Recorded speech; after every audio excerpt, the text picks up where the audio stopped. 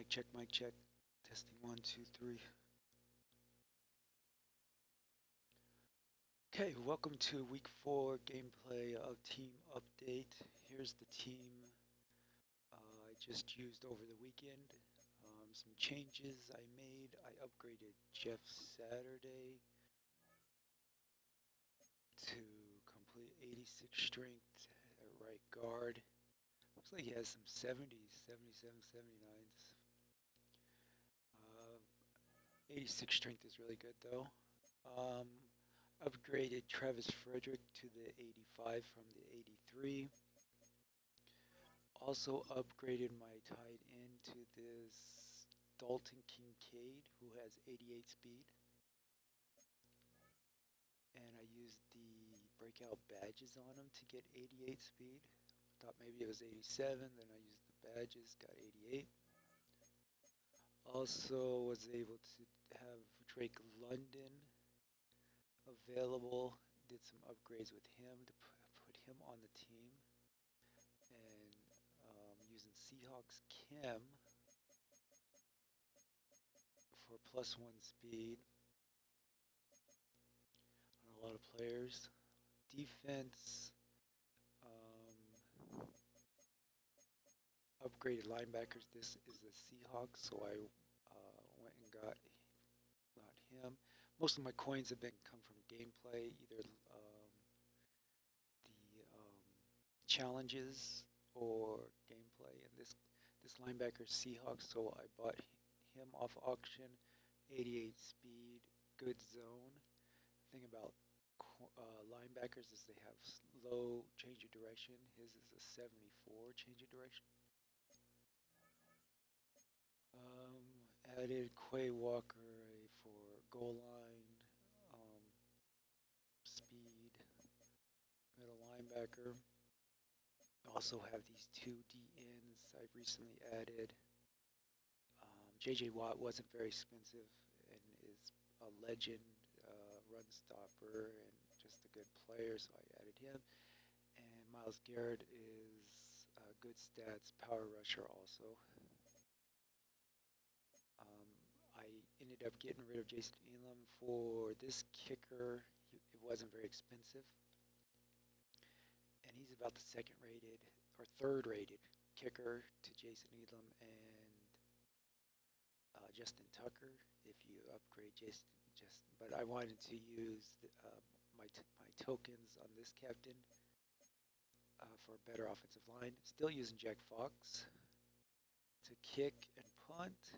And then I have Malik Neighbors return punts, and he's 87 speed receiver, who I sub in if somebody gets tired. Using Robo Aduze for the slot receiver. Strategy-wise, I have Patriots playbook for offense. I did switch to Houston's defense. I'm going to go over strategy in practice mode in a few moments. I ended up switching from multiple defense to Houston Texans defense. I have Chargers for maybe +1 acceleration with their stadium and home team uniforms, and I've stayed using the Colts coach and away uniform, so this way I know if I have +1 acceleration or not, or if I know if I'm home or away. I have different uniforms. It's a little bit easier to keep track in playing games.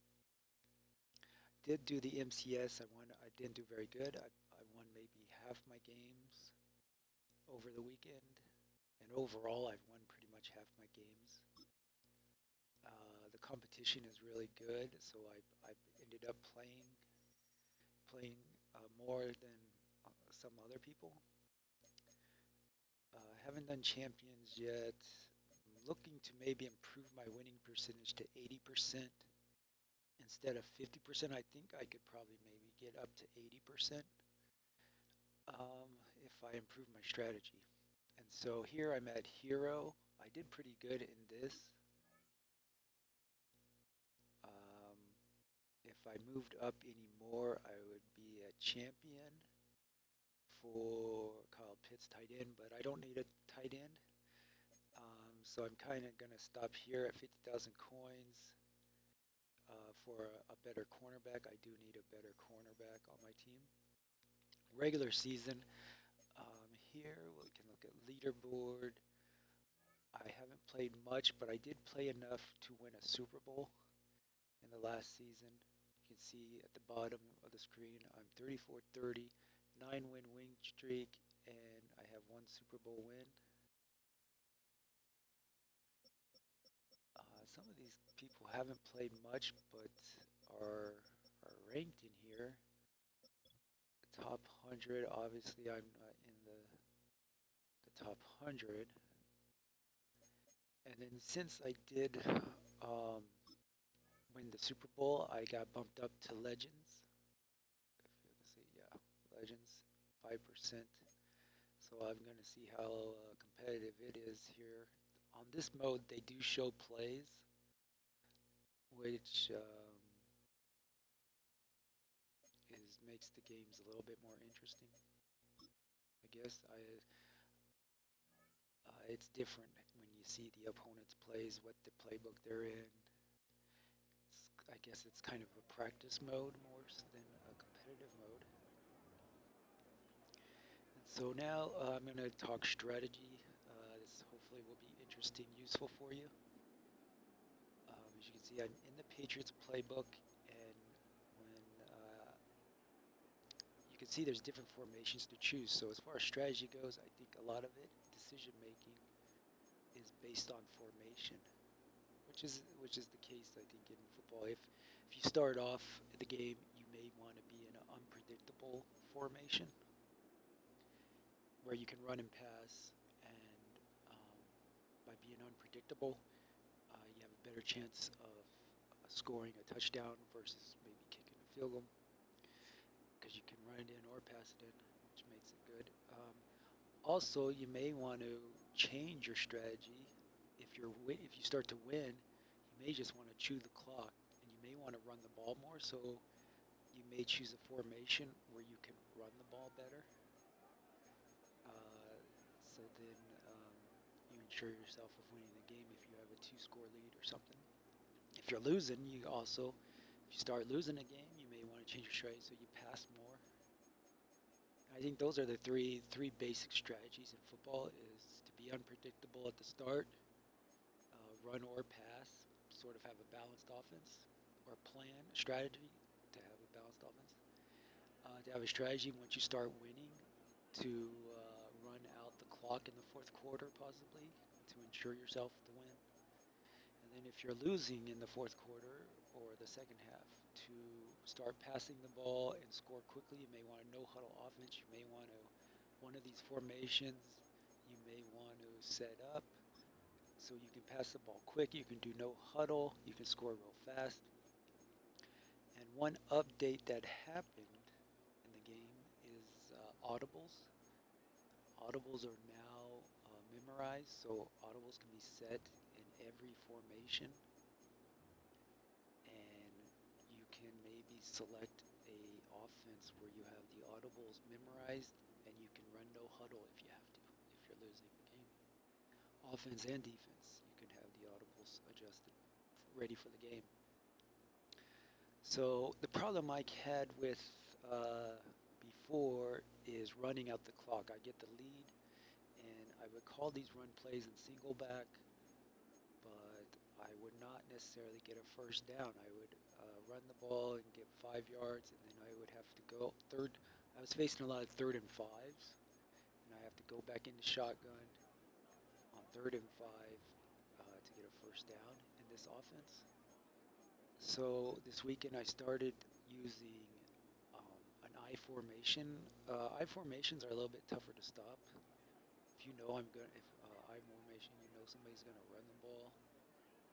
Um, for instance, in the fourth quarter, you know I have a one touchdown lead, have the ball.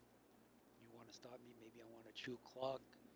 I start running the called running formations. I want to run the ball. I started using the strong formation, And Come on, set. I set my Bravo 80. audibles. I used to not even have the audibles for this set, but I set the audibles to power O, zone weak, blunt dive, and wide trail, one pass play. Um, and this formation, because of the fullback, Reload, reload. lead blocking up the hole, Ready, ready.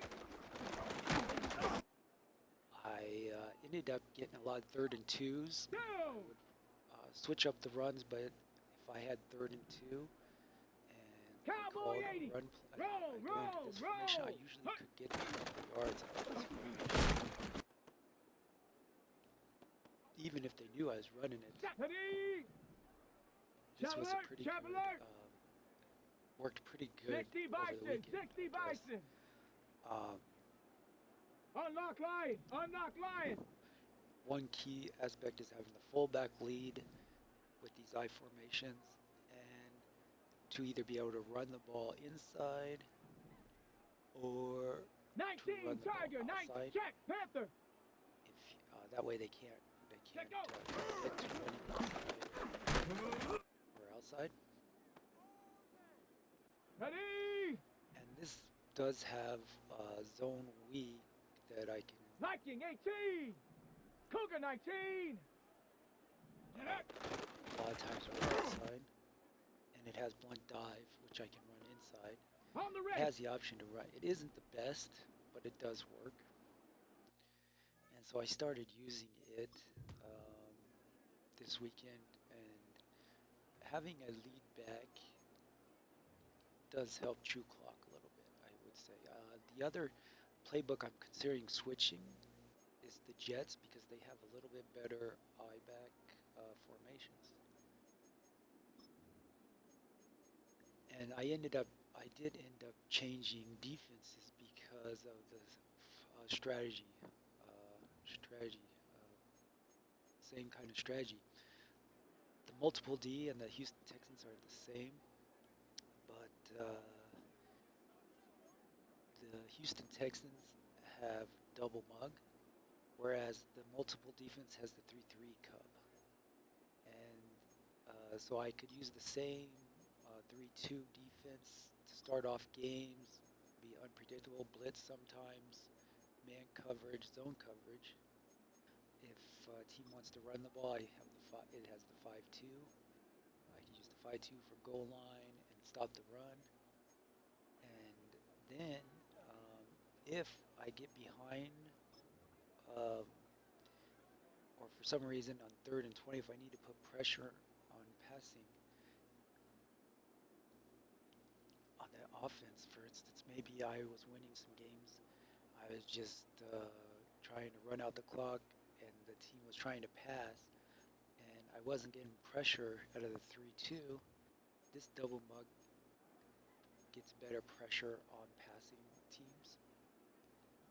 And so I ended up switching double mug in the Houston Texans playbook to help my strategy. My strategy wasn't so good in the defense, 3-2, the multiple defense, because my blitzes in the 3-3 cub, they weren't working. I would get ahead in a game, and then other team would start passing, get in bunch, and they could pass on me in this formation. It's decent, but it's not great. It doesn't get a lot of pressure on the quarterback. And so I go to 3-3 cub, and 3-3 cub would not get pressure, it would not cover. This formation double mug is better at getting pressure and covering receivers. And so once I switched this weekend to the Houston Texans defense, I started getting pressure. I got some rage quits. I got some basically because I intercepted the ball out of double mug, and I got some sacks out of double mug, and teams could not. If I would get maybe a 1 or 2 touchdown lead, a pick six for a touchdown, and it caused a few game quits, rage quits, because the Houston Texans right now is better playbook than the multiple defense. And I had mentioned the Jets offense. If I was going to do some of these challenges, The Jets playbook on offense is pretty good to get those challenges done because they have some good running plays. And so I'm considering the Jets playbook, but I haven't changed yet. I am giving this Pats offense in this strong formation a chance. It has worked so far. It is not the best I formation though. So if you have any comments, questions, concerns, add them to the description for week 4. Like, subscribe, etc., etc. Have a good week. Good luck with football and this Madden game.